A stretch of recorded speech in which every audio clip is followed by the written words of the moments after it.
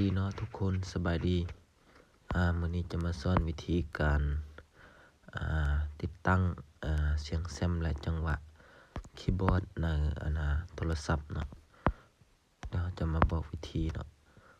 ถ้าทุกคนคลิกไปว่าเขาส่งลิงก์แบบนี้มาเนาะถ้าทุกคนคลิกลิงก์นี้เลยเนาะจี้เข้าไปตัวนี้มันจะเป็น iPhone เนาะให้ทุกคนคลิกคำว่าดาวน์โหลดเนาะแล้วก็ซูมขึ้นมาซูมแบบนี้เนาะแล้วก็ดาวน์โหลดต่อไปแล้วก็ดาวน์โหลดเนาะมันจะเห็นตัวนี้ก็แบบนี้ถ้ามันขึ้นสำเร็จแปลว่ามันได้แล้วเนาะทุกคน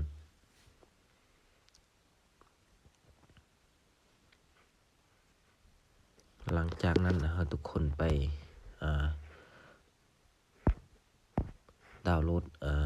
ใน Play Store หรือว่าถ้าเป็น iPhone ก็จะเป็น App Store นะถ้าเป็น Android ให้ทุกคนคลิกให้ทุกคนเข้าไปดาวน์โหลดใน Play Store พิมพ์คำว่า ORG 2024หลังจากนั้นก็หลังจากนั้นกดคำว่าเมนูแบบนี้เนาะแล้วก็คลิกORG แล้วก็คลิก Open นะทุกคน Open แล้วก็คลิกคำว่า Open Music แล้วมันขึ้นตัวสีเหลืองแบบนี้ให้เราคลิกตัวสีเหลืองเลยเนาะแล้วก็ไมค์คูณแล้วก็เข้า Open อีกเทื่อนึงเนาะเข้า2เทื่อเนาะเข้า Open แล้วก็เข้า Open Music แล้วก็เข้าตัวนี้เนาะแล้วก็เลื่อนขึ้นมาแล้วก็จี้ ORG ตัวนี้เนาะจี้เข้าไปมันกำลังลงแซมได้แล้วเนาะทุกคนลองมา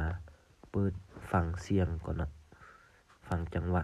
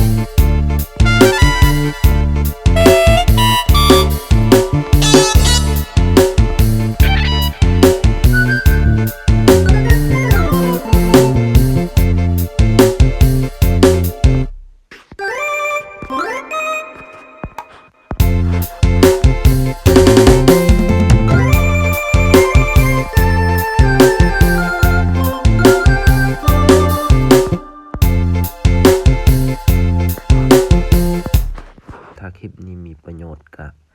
อย่าลืมกดไลค์และกดแชร์กดติดตามช่องเพื่อเป็นกำลังใจขอบใจ